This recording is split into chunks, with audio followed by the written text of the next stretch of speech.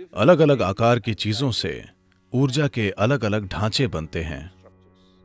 ऊर्जा के इन ढांचों से आपकी मानसिक और भावनात्मक स्थिति तय हो सकती है। तो कुछ पदार्थ माहौल को बदल सकते हैं। ये एक छोटा सा कीमती पदार्थ है और आपको पर्याप्त मात्रा में धूप पाने के लिए कई मील पैदल चलना पड़ता है। ये वातावरण को अधिक जीवंत बनाता है।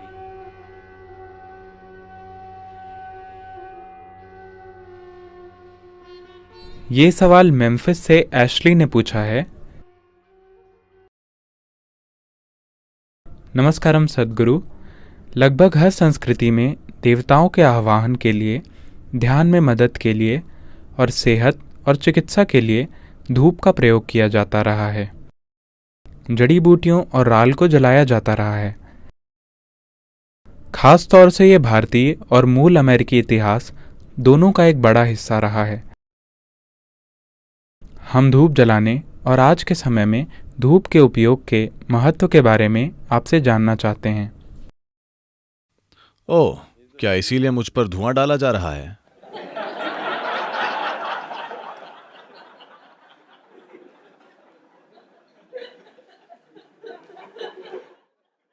और ये सवाल भी एशली ने पूछा है।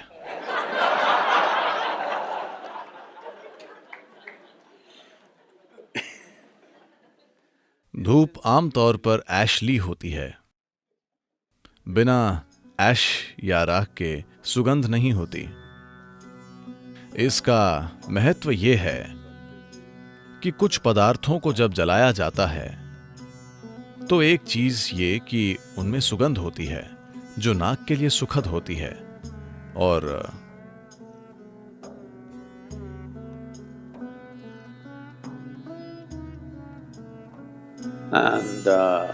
incense burning is about the atmosphere, not about you. और धूप जलाना वातावरण से संबंधित है, ना कि आपसे, क्योंकि अलग अलग स्थानों पर, खास तौर से घर के अंदर, एक चीज ये है कि वहां गंध होती है, साथ ही अलग अलग तरह की ऊर्जा की बनावट होती है कमरे के आकार की वजह से। इसीलिए कमरे के आकार पर इतना ज्यादा ध्यान दिया जाता है। भारतीय संस्कृति में कमरे के आकार पर बहुत ध्यान दिया जाता है क्योंकि कमरे का आकार काफी कुछ तय करता है।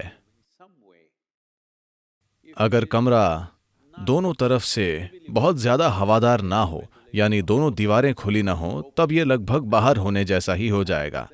वो एक अलग बात है। ज्यादातर घर इस तरह नहीं बने होते क्योंकि उनके पड़ोसी होते हैं।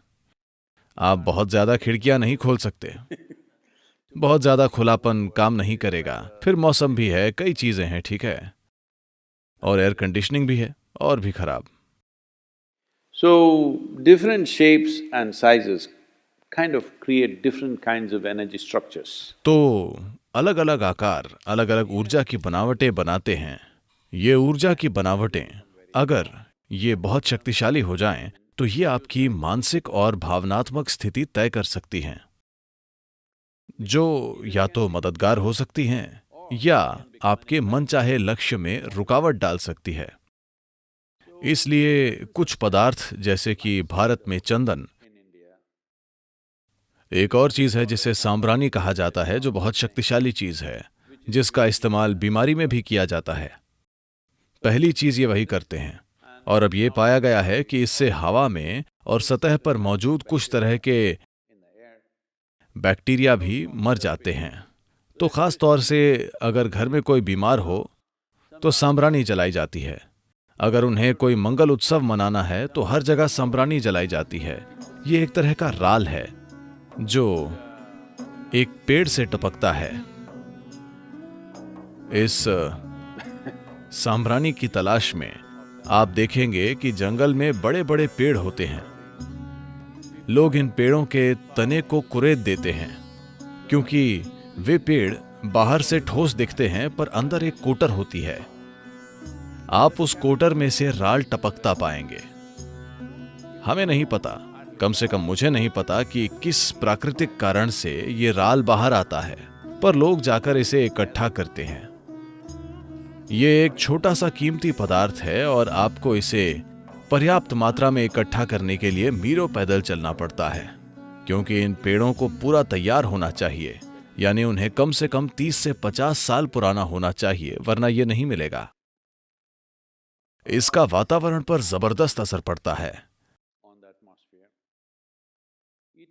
इसका सुगंधित होना जरूरी नहीं है।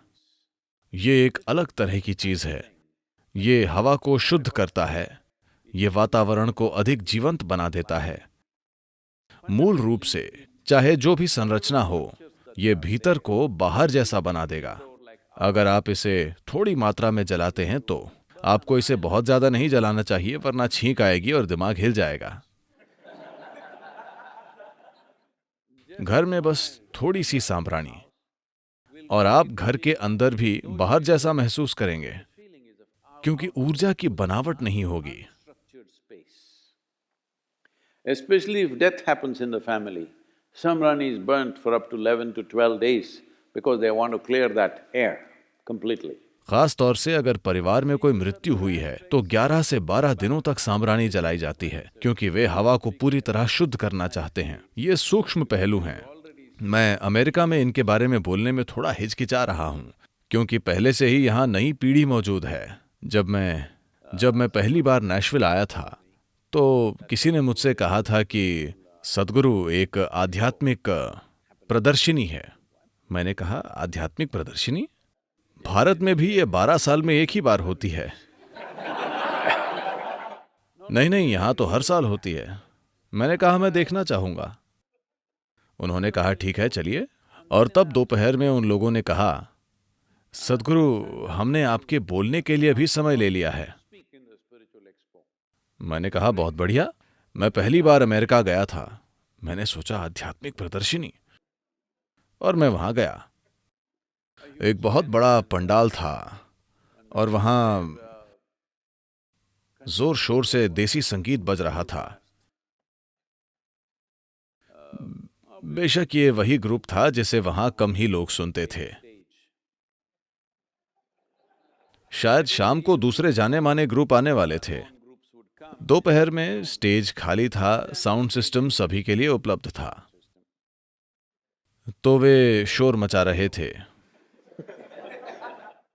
मैंने कहा, ठीक है, आध्यात्मिक प्रदर्शनी, ठीक है, संगीत एक सांस्कृतिक चीज है, मैं जाकर आध्यात्मिक प्रदर्शनी देखता हूं। मैं अंदर गया। कोई नहाने का आध्यात्मिक साबुन बेच रहा था। मैंने कहा, वाह। कोई आध्यात्मिक पत्थर बेच रहा था, कहीं से लाया गया कोई पत्थर जो आध्यात्मिक था। इस तरह जड़ी बूटियां, ये वो, शायद वहां कोई टूथब्रश भी था।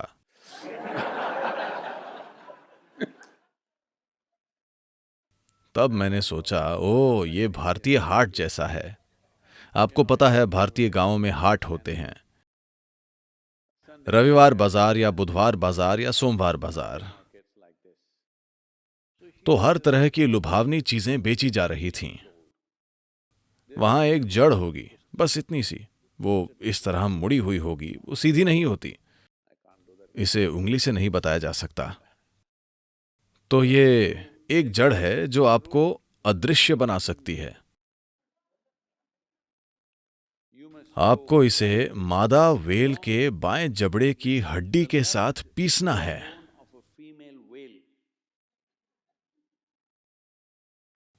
और वो वेल जिंदा होनी चाहिए, जिसका मतलब है कि आप असल में वहां तैर कर जाएं, जबड़े का एक टुकड़ा काट कर बाहर आ जाएं। अगर आप इन दोनों को एक साथ पीसते हैं और एक मंत्र भी बोलना है, आप ये करिए और फिर उस पेस्ट को अपने ऊपरी तालू पर लगाइए, तो आप अदृश्य हो जाएंगे। अगर आप वेल के मुंह में जाएंगे तो आप वैसे ही अदृश्य हो जाएंगे।